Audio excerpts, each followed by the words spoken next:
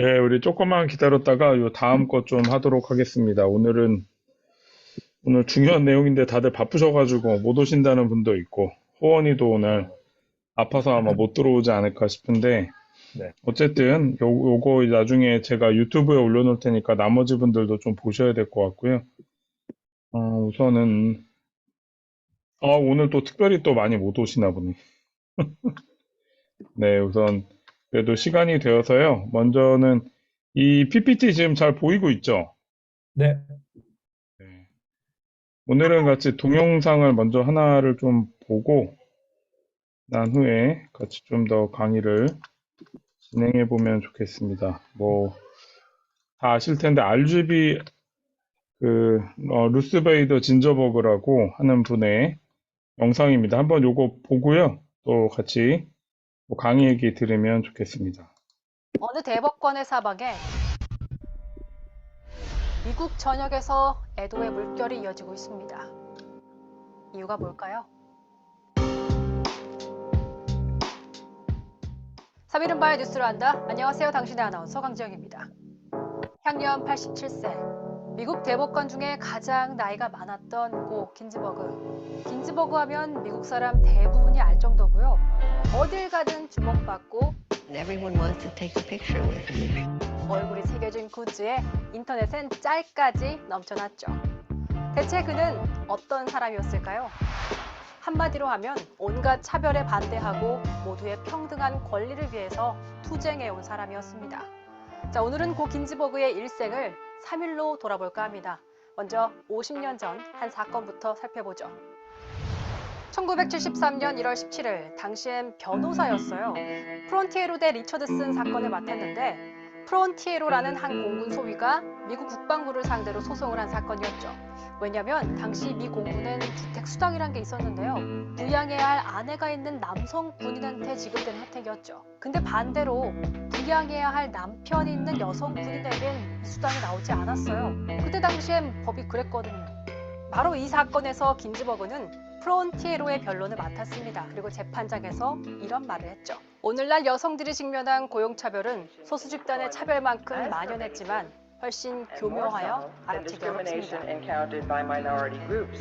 Stated in 1837 by Sarah Grimke, she said, I ask no favor for my sex. All I ask of our brethren is that they take their feet off our necks.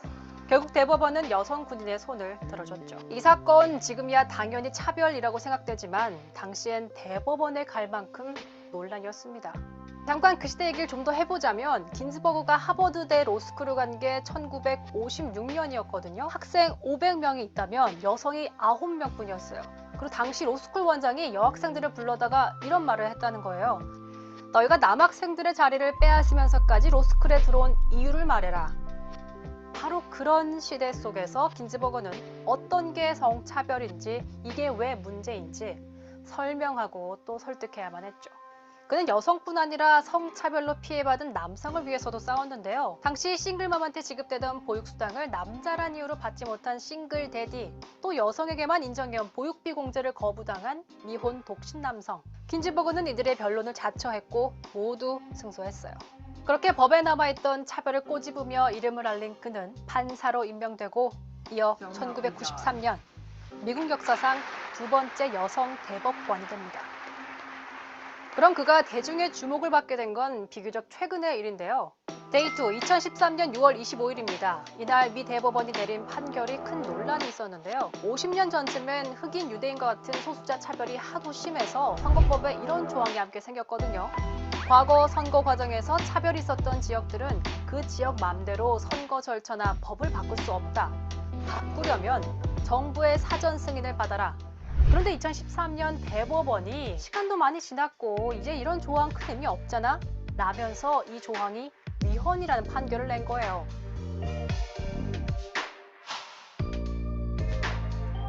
아홉 명 대법관 중 5명이 위헌에 찬성하면서 최종 판결이 났지만 당시 긴즈버그는 이런 반대 의견을 냈습니다.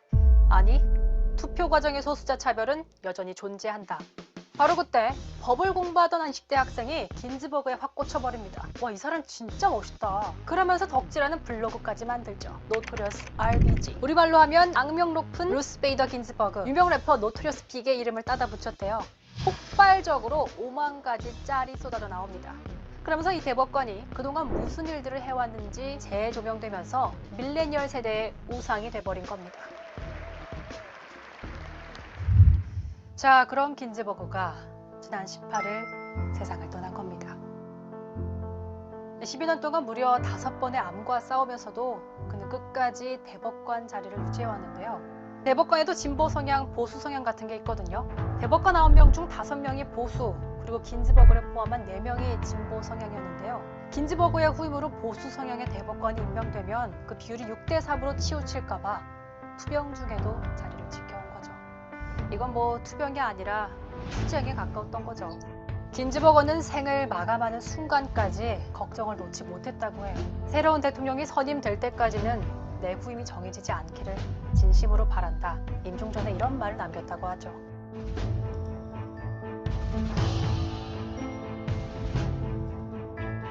나 나오고 있어?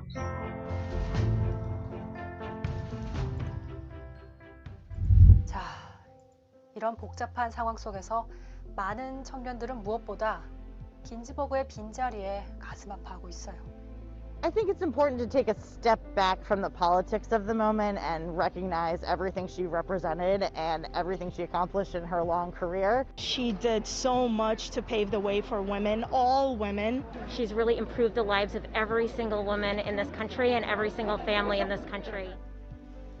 60년 넘게 한 길을 걸어온 고 긴즈버그. 그가 이렇게 많은 사람들에게 존경받게 된 건 단지 높은 자리에 올랐기 때문만은 아닐 겁니다. 누구나 동등한 권리와 책임을 지는 세상, 그런 세상을 만들기 위해 평생을 투쟁했기 때문이겠죠. 오늘은 그가 생전에 남긴 말로 마무리해볼까 합니다. 당신과 나, 우리 모두에게는 나 자신으로 살아갈 자유가 있다. 지금까지 3데이즈의 강정이었습니다. 어느 예, 오늘 이제 차별금지법 마지막 강의인데요. 제가 이 자료를 계속 여러 가지를 찾다가 긴즈버그에 관한 영상과 이 영화도 있거든요. 근데 영화를 보면서 이 키 작고 참 힘없어 보이는 한 여인이 얼마나 용감하게 세상의 차별을 대항해서 많은 약자들을 지켜주었는지에 관한 좀 이야기를 보았습니다. 저는 이제 이 여인이 살아왔던 삶이야말로 예수 그리스도와 너무 닮았다 생각하고, 우리가 이 땅에 살아가는 것 역시도 누군가 차별과 혐오의 세상에서 이렇게 홀로 쓸쓸히 남겨져 비참하게 살아가지 않고, 이 긴즈버그처럼 약자를 이렇게 돕고 섬기라는, 예수님께서 마치 우리가 아는 창녀와 또 세리들을 품으시고 또 이렇게 참 약자들을 참 계속 품으셨던 것들을 기억하며 우리가 또 이 강의를 좀 기억하면 좋겠다 생각해서 좀 영상을 보았습니다. 이 여인에 관한 영화도 있는데 나중에 시간이 되면 한번 보시면서요. 참 이게 그 많은 사람들이 갖고 있는 생각과 오래된 관습을 대항하는 게 얼마나 어려운지, 그러나 그것들을 또 깨뜨려 가서 우리 모두가 정말 하나님이 만드신 평등한 세상을 살아가는 것이 주님의 뜻이 아닐까 좀 생각을 해보게 됩니다. 예, 오늘은 이제 포괄적 차별금지법, 이 원래 차별금지법이 개별적 차별금지법과 포괄적 차별금지법에 있는데, 여러분께 지금 제가 강의하는 내용은 포괄적 차별금지법에 관한 이야기고요. 이것들을 조금 더 이제 돌아보고 예외 조항과 관련법에 대해서 좀 이야기하고 또 이렇게 기독교가 반대하는 이유에 대한 좀 설명들을 함으로 오늘 좀 마무리를 하고자 합니다. 예, 우선은 이 첫 번째 문단을 우리 현석 형제가 한번 읽어주시면 좋겠습니다. 평등 혹은 차별금지와 관련하여 차별금지 대상 혹은 차별금지 사유가 특정한 한계에 한정되어 있으면 개별적 차별금지법이라 할 수 있고, 여러 개면 포괄적 차별금지법이라고 말할 수 있다. 예, 이 차별금지 사유가 특정한 한계, 예를 들어 장애인에게만 맞춰져 있어요. 이거 지금 통과되었거든요. 이렇게 통과된 건 개별적 차별금지법이고요. 그런데 이게 여러 개야. 왜냐하면 이게 너무 많으니까 법제화되면 이제 복잡하기 때문에 선진국에선 지금 포괄적 차별금지법을 통과시키고 있습니다. 그래서 우리가 이제 보는 것도 포괄적 차별금지법에 관한 이야기입니다.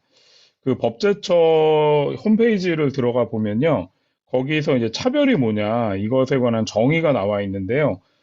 제가 읽어보기에 고용상 연령 금지 및 고용자 고용 촉진에 관한 법률과 장애인 차별 금지 및 권리 구제 등에 관한 법률이 평등으로 이제 찾아보게 되면 그러니까 고용상의 연령 금지나 장애인 차별 금지, 권리 구제에 대한 법률이 이 차별에 관해서 좀 나와 있고요. 평등으로 찾아보면 남녀 고용 평등과 일, 가정, 양립지원에 관한 법률 등과 또 양성평등 기본법 등이 이제 기본적으로 나와 있습니다. 이게 이제 현행 법령에 나와 있는 차별과 그리고 이제 평등에 관한 어떤 정의라고 되어 있고요. 좀 이제 그래도 이제 여러분들이 알아둬야 될 것 같아서 포괄적 차별금지법의 이제 필요성에 관해 좀 얘기하고 있는데 관련 개별법 등도 여러 가지가 존재하는데 우리나라도 이제 일부 개별법의 차별금지 사유에 관한 규정뿐 아니라 차별 구제 수단을 규정하는 것들이 존재하고 있습니다. 그래서 뭐 장애인 차별금지법, 고령자 고용법, 기간제법, 남녀 고용 평등법, 파견법 등이 있는데요. 이런 것들을 보게 되면 법률이 있잖아요. 어떤 뭐랄까 차별금지를 이렇게 나눠놨죠. 차별 사유, 뭐 성별, 장애, 고용 형태, 연령, 뭐 성적인 뭐 취향이나 아니면 선호 이런 것에 따라서 차별되면 안 된다는 차별의 사유가 이렇게 있고요. 차별 금지 영역은 이게 법적인 거기 때문에 주로 법에서는 고용의 영역과 관련되어 있습니다. 어떤 일이 남녀가 다 할 수 있는데 여성을 차별한다거나 남성을 차별하게 될 때 이거는 금지되는 영역인데 우리나라의 포괄적 차별금지법의 기본적인 어떤 지금까지 나왔던 건 고용과 연관된, 그러니까 어떤 면에서 먹고 사는 것과 연관된 것이라고 할 수 있죠. 외국은 좀 더 이 영역이 넓습니다만 우리는 우선은 이 고용에 조금 더 치중해 있고요. 만약에 차별을 당하게 될 때 시정하는 기구가 있는데, 노동위원회, 국가인권위원회에서 이제 하게 됩니다. 아직 뭐 차별금지법이 다 통과된 건 아니지만, 지금까지 이제 어느 정도 얘기된 것들의 바탕에서 이 정도 설명할 수 있을 것 같고요. 시정 명령 기관은 법무부 장관, 노동부 위원회, 고용노동부 장관 등이 있고, 입증 책임 그게 있고 법원의 구제 조치가 들어가고 불이익 조치를 할 때 이제 형사처벌이라든가 벌금 등을 매길 수 있는 기본적인 법들이 어느 정도는 존재합니다. 물론 이제 이게 포괄적 차별금지법이 완전히 통과된 게 아니기 때문에 아마 이제 이런 걸 바탕으로 진행될 거라는 걸 미리 말씀드리는 거고요. 포괄적 차별금지법의 필요성을 좀 보자면 일반론인데 헌법 11조 1항입니다. 모든 국민은 법 앞에 평등하다. 누구든지 성별, 종교 또는 사회적 신분에 의하여 정치적, 경제적, 제가 잘못 썼네요. 사회적, 문화적 생활의 모든 영역에 있어 차별을 받지 않는다는 이게 이제 우리 헌법에 나와 있습니다. 그래서 우리나라 법제도상 이 헌법은 최상위에 속해 있는 건데요. 성별과 종교, 사회적 신분이 차별 금지 사유로 이미 헌법에 나와 있고요. 모든 국민이 대상이 됩니다. 그리고 정치적, 경제적, 사회적, 문화적 생활의 모든 영역에서 차별을 금지하는 내용의 평등권을 이미 헌법에서 보장하고 있기 때문에 실제로 차별금지법은 너무 당연한 것이고 헌법적인 권리라고 생각할 수 있습니다. 예, 물론 이제 이게 여러 가지 이제 또 이렇게 이게 법제화되기 위해서는 또 돌아가야 될 영역이 많지만 차별금지법을 법적으로 보자면 이미 어느 정도는 헌법에서도 이것들이 정의되어 있다라고 말할 수 있습니다. 그런데 이게 이제 뭐 종교적이거나 이런 데 있어서 그 차별금지 사유와 예외 사유를 두게 됩니다. 우리 특히 종교적인 문제에 있어서 지난주에 우리 박선아 자매님께서 질문하셨는데, 예를 들어 그 보수교단에서는 여자분들이 이제 안수를 받을 수가 없어요. 예를 들어 그 장로라든가 목사가 될 수 없게 하는, 대표적으로는 그 우리 장로교 그 합동 측이죠. 우리 저기 총신대 쪽에서는 여자분들이 안수를 받을 수 없기 때문에 어떤 면에서 거기서는 이제 그 뭐랄까요, 이 목사가 되거나 장로가 될 수 없습니다. 그럼 이 차별금지법이 통과되면 그런 것들도 다 바뀌어야 되냐? 네, 그렇게 되기는 어렵습니다. 왜냐하면 종교적인 어떤 신념에 따른 거기 때문에 그 안에서 결정이 된 것들을 얘기해야지, 차별금지법을 왜 합동 측에서는 여자 목사를 세우지 않냐라고 법이 정할 수는 없습니다. 그래서 필요한 게 뭐냐면 예외 조항들이 필요하다는 거죠. 특히 이제 차별 금지 사유에 대해서 우리가 특히 이제 어려워하는 건 동성애나 성별 정체성에 대한 것인데요. 포괄적 차별금지법의 반대론자들은 거의 대부분이 동성애 반대론자들입니다. 그래서 포괄적 차별금지법이 동성애를 합법화한다는 거죠. 좀 이따 마지막에 가서 좀 더 구체적으로 어떤 거를 반대하는지 좀 얘기하겠는데, 심지어 그 차별금지 사유에 있어서 성별 정체성, 성적 지향이 삭제된다 하더라도, 이것, 뭐, 등등, 이런 표현을 통해서, 성소수자를 인정한 것이 되기 때문에 포괄적 차별금지법 제정 자체를 반대합니다. 근데 이제 꼭 우리가 알아야 될 건 뭐냐면, 동성애를 우리가 신앙에 있어서, 이게 문제라고, 잘못됐다라고 볼 수도 있고, 그러지 않을 수도 있는데, 동성애가 우리 신앙에 있어서 뭐 성경은 그걸 이렇게 허용하지 않는다라는 결론에 도달할지라도 동성애는 사회법적으로 범죄가 아닙니다. 그리고 동성애 반대를 이유로 다른 차별금지 사유에 대해 차별 구제마저 반대하는 건, 이거는 좀 기독교인으로 우리가 동의하기가 좀 어렵다고 볼 수 있을 것 같습니다. 그리고 예를 들어 동성애에 대해서 어떤 종교적인 신념과 배치되는 게 있다면 그 부분에 대해서 예외 사유를 두자는 것들을 좀 더 적극적으로 기독교계가 이제 적극적으로 이제 어떤 이제 어필을 하는 것들이 필요하다고 말할 수 있습니다. 그래서 입장에 따라 다르지만 성경이 동성애를 죄라고 본다는 입장에 서더라도, 뭐 우리 교회는 아직 입장을 정하지 않았다고 얘기했지만, 그렇게 본다 할지라도 동성애자들, 즉 그 사람의 인격은 존중되고 그들의 인격은 보장돼야 된다라고 말할 수 있겠습니다. 그래서 동성애 자체는 사회법적으로 범죄가 아니죠. 네. 그리고 이제 그 사람들의 인권을 어떻게 보장하고, 예를 들어 신앙법상에 그들은 우리가 보기에는 올바르지 않다 할지라도 그들의 인권을 또 어떻게 보호하고 그들이 이 세상을 또 살아가는 것들을 우리가 봐야 되는 것들은 우리가 같이 고민하고 씨름해야 될 부분이 아니라고 말할 수 있을 것 같습니다.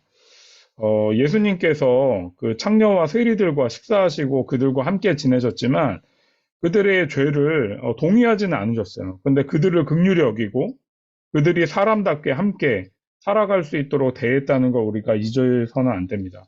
그리고 포괄적 차별금지법은요, 성소수자만을 위한 법률이 결단코 아닙니다.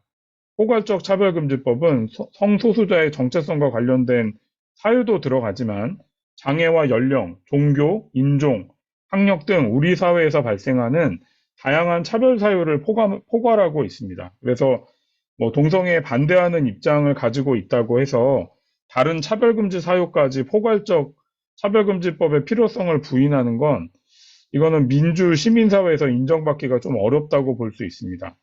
또한 포괄적 차별금지법에서 동성애자의 인권을 보장한다고 해서 동성애가 그럼 당연하게 신앙적으로 그걸 반대하는 입장의 사람들이 그걸 막 당연히 동의해야 되는 것도 아닙니다. 차별은 특정한 사람이나 집단만의 문제가 아니고요.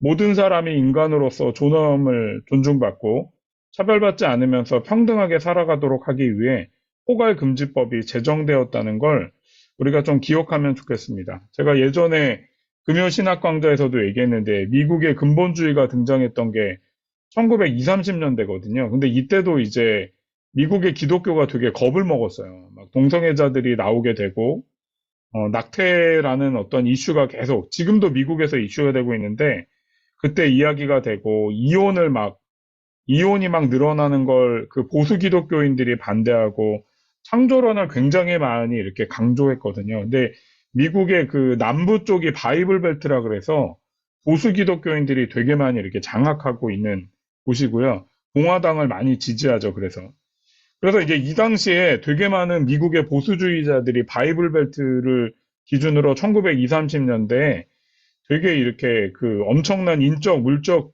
지원을 해서 이 세상이 이렇게 돌아가면 안 된다라고 엄청난 캠페인과 이제 막 여러 가지 혐오적인 이야기들을 막 내보였거든요. 근데 이제 거의 100년이 지났잖아요. 100년이 지난 다음에 지금의 기독교 사가들은 그때 1920, 30년대 보수주의자들의 굉장히 어떤 그런 발언들과 그들의 표현들이 혐오적인 발언이고 그것들이 결국에는 그 당시 기독교인들의 어떤 동의를 얻지 못하게 되므로 그때 운동이 실패했다고 보는 것이 뭐 어느 정도 일반적인 평가라고 볼 수 있습니다.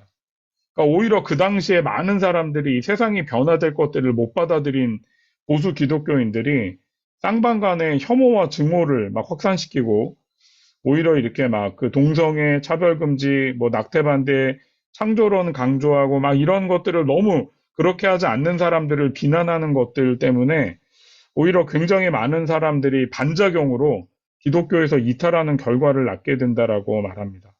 그래서 그 미국의 기독교가 그때부터 이제 하락을 시작합니다. 그래서 일반 세상에 격리되기 시작하고 기독교인들이 세상과 점점 멀어지게 되는 거죠.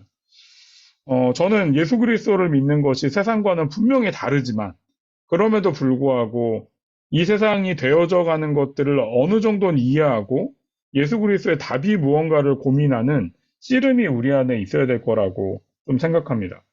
그리고 제가 뭐 얘기했지만 만약에 우리 교회가 나중에 동성애를 그건 뭐 기독교적으로도 용납할 수 있을 만한 것이다라고 이제 인정을 하게 된다 할지라도 저는 이제 그 기준선은 있어야 된다고 생각해요. 제가 생각하는 기준선은 자유로운 성적 지향이 무제한적으로 수용될 수는 없습니다. 그래서 우리 교회가 아직 입장을 정하지 않았지만 입장은 예를 들어 동성애를 동의하는 쪽으로 가더라도 저는 성관계는 결혼에서만 지속되는 거기 때문에 동성애를 동의하는 쪽 입장으로 우리 교회가 간다 할지라도 이런 결혼 안에서의 성관계, 배타적인 성관계를 기준으로 하는 것이 제가 생각하는 마지막 아웃라인이고요.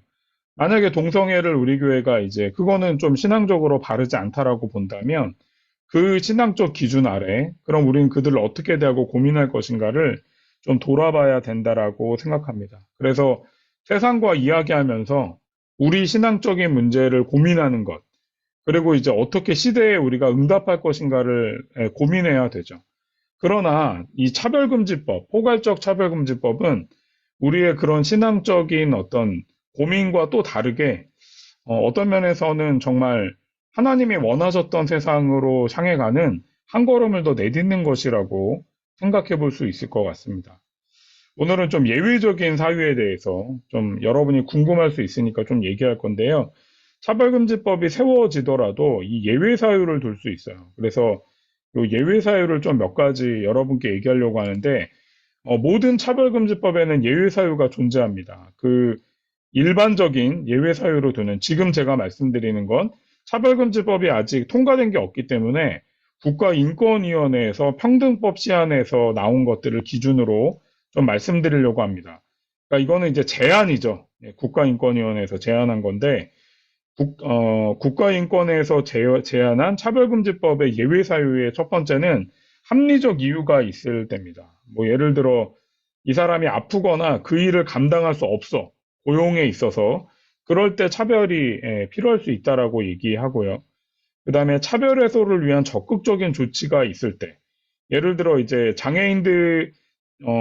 장애인분들을 위해서 우리가 어떤 법령을 제정하잖아요. 그분들이 일자리를 쉽게 얻기 어렵기 때문에 그분들에게 조금 더 예를 들어 직장마다 쿼터가 정해져 있어요. 그래서 국가에서 지원해 주는 건데 이거는 어떤 면에서 장애인이 비장애인을 차별한다고 볼 수 있지만 이건 차별이라 보지 않습니다. 왜냐하면 장애인들이 너무나 많이 일자리가 없는 걸 도와주려고 하는 좀 건강한 차별이라고 보기 때문이죠. 이런 조치들은 차별이라 보지 않습니다. 또 하나는 다른 법률과 이렇게 겹치게 될 때, 이런 이제 부분들이 있습니다. 조금 더 이제 구체적으로 조금 더 얘기해 보자면 이게 조금 복잡하니까 간단히 얘기하자면, 차별이란 합리적 이유가 없이 어떤 내가 가지고 있거나 이런 조건들이나 갖고 있는 것들로 사람들과 이렇게 배제되고 불리하게 대우하는 것들을 말하는데요. 맨 밑에 4조를 보게 되면 차별에 해당하지 않는 경우가 있습니다. 특정 직무나 사업 수행의 성질상 불가피한 경우.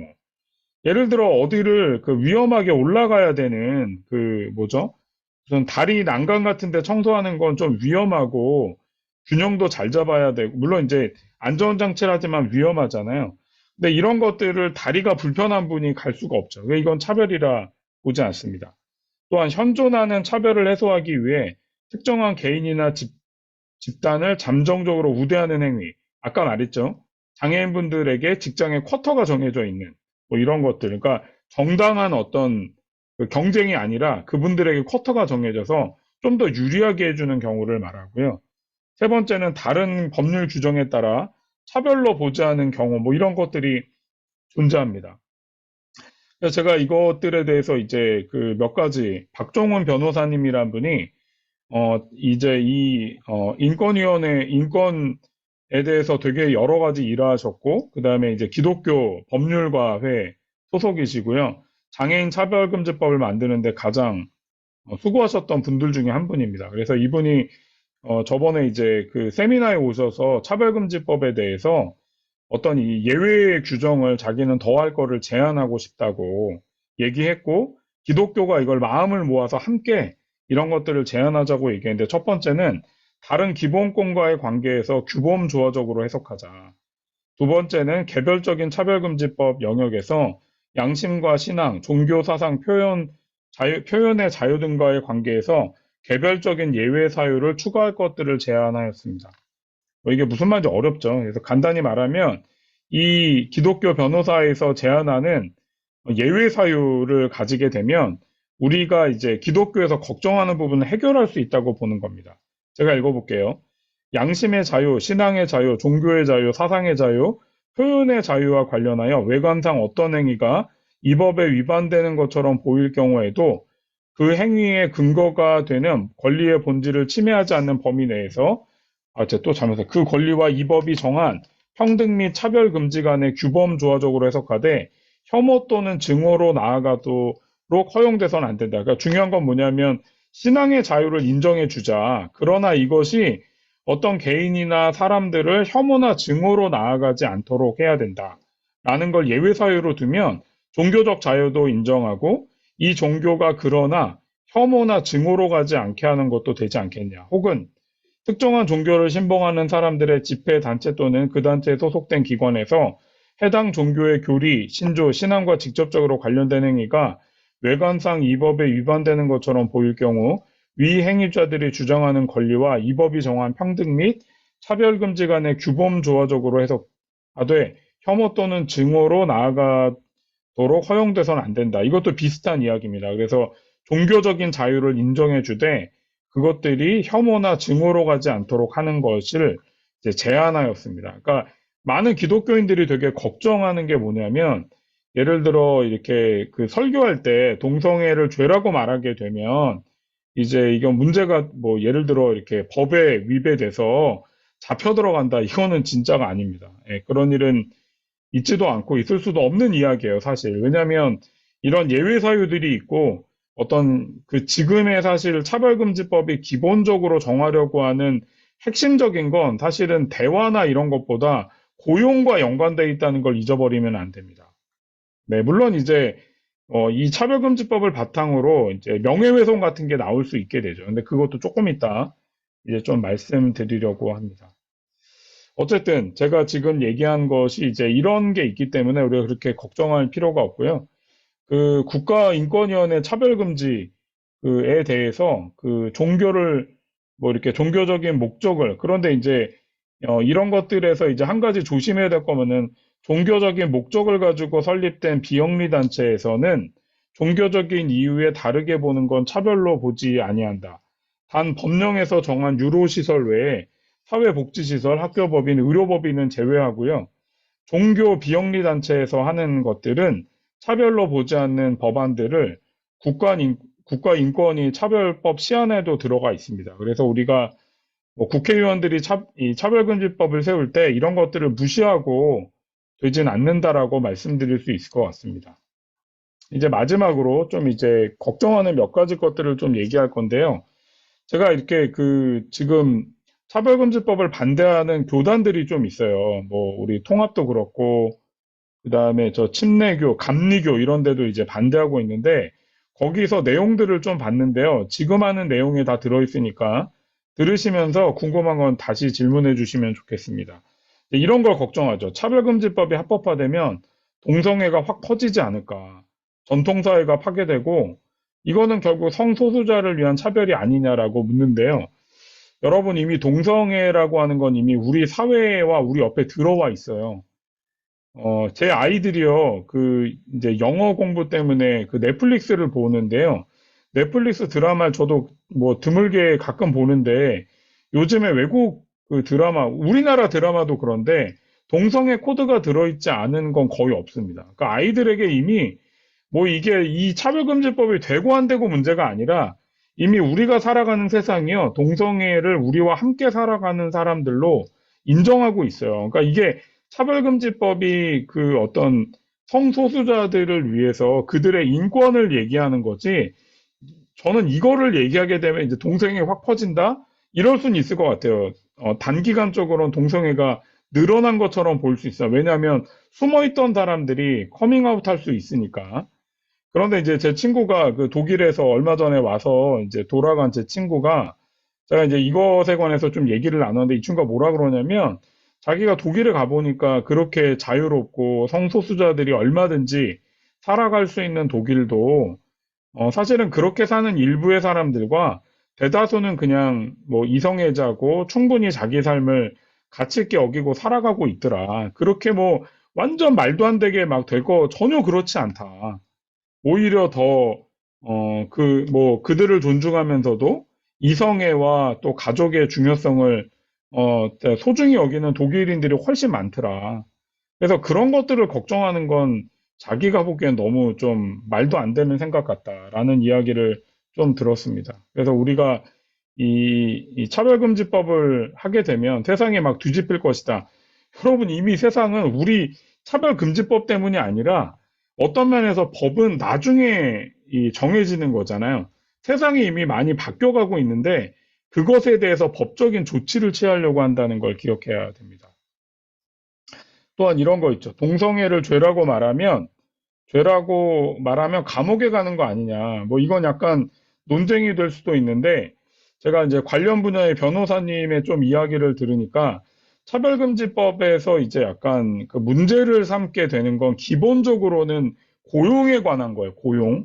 그런데 만약에 이것들과 이제 차별금지법이 조금 더 늘어나게 돼서 이제 예를 들어 이렇게 그 사람들을 그렇게 어떤 뭐 혐오적이거나 아니면 이렇게 뭐랄까 비난하듯이 발언하게 된 문제가 될 수 있는데 이제 이 변호사님이 얘기하는 건 뭐냐면 예를 들어 동성애는 죄입니다 라고 플랜카드를 걸고 기독교인들이 거기서 이렇게 전도를 하거나 그 팻말을 들고 있는 건 문제가 되는 게 아니라는 거예요.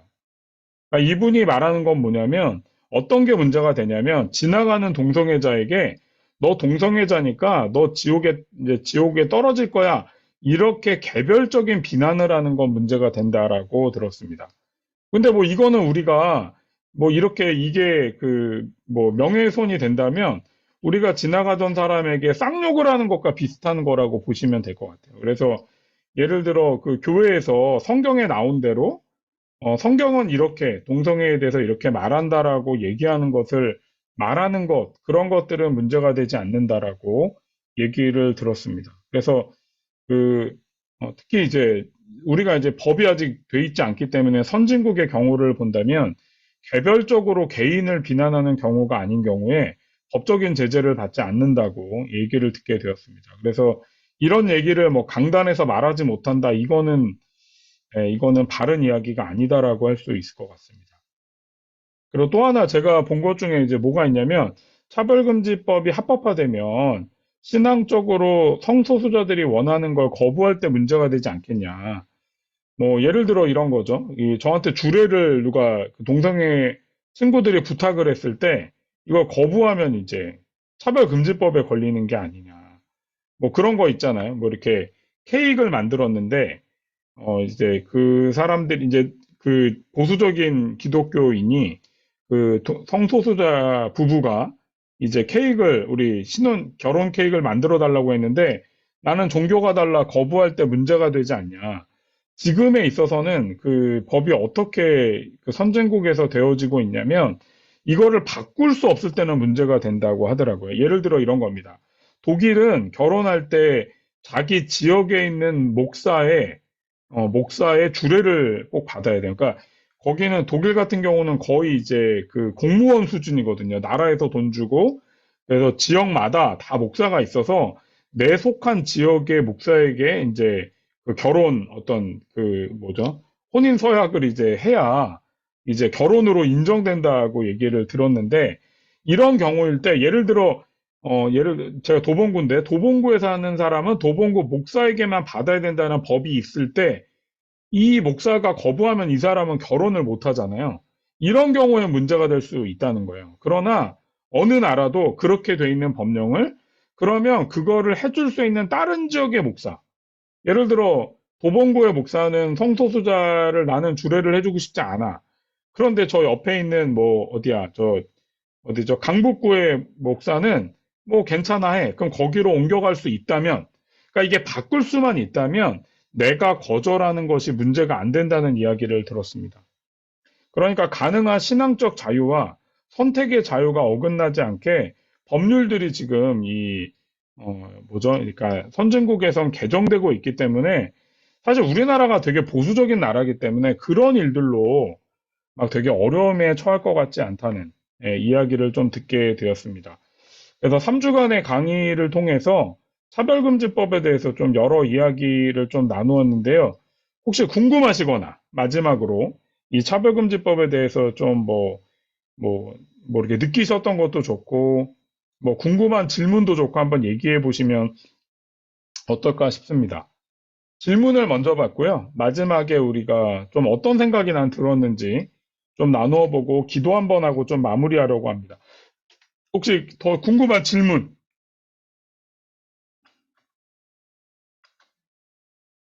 네, 마이크 켜시고 편하게 얘기하시면 됩니다.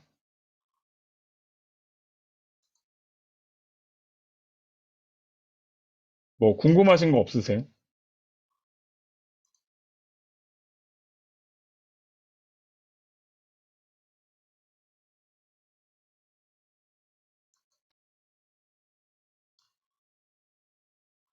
네, 뭐 다들 뭐 이렇게 뭐 어서 들었던 얘기거나 이런 것도 괜찮고 뭐 이것에 관해서 좀 이런 게 문제가 되지 않냐는 뭐 이런 질문도 다 괜찮습니다.